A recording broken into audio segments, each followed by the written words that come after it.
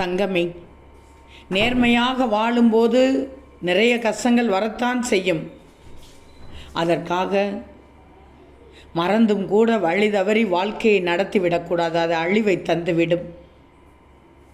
நிச்சயமாக நீ நேர்மையாக வாழ்கிறாய். அந்த நேர்மையாக வாழும் வாழ்க்கைக்கு உனக்கு பரிசு உண்டு, பலன் உண்டு. அந்த பலனானது கூடிய விரைவில் உனக்கு கிடைக்கும். அந்த பலனானது உன்னையும் உன் வாழ்க்கை தரத்தையும் நிச்சயமாக உயரச் செய்ய போகிறது. எனவே நான் சொல்வதை கேள். நேர்மையாக வாழ்வதை ஒருபோதும் கைவிட்டு விடாது. எந்த காரணத்தினாலும் எந்த சூழ்நிலை வந்தாலும் கைவிட்டு விடாது. உன்னுள் இருக்கும் கவலைகளை பார்ப்பவர்களிடமெல்லாம் சொல்லாதே.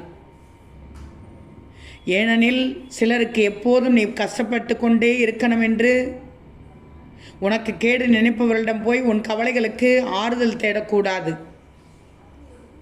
கஷ்டத்தில் இருக்கும்போதோ அல்லது உன் மனது சஞ்சலமாக இருக்கும்போதோ ஏதாவது ஒரு வழியில் உன் சாய் உனக்கான ஆறுதல் வார்த்தையை உன்கிட்டே சேர்த்து விடுவேன்.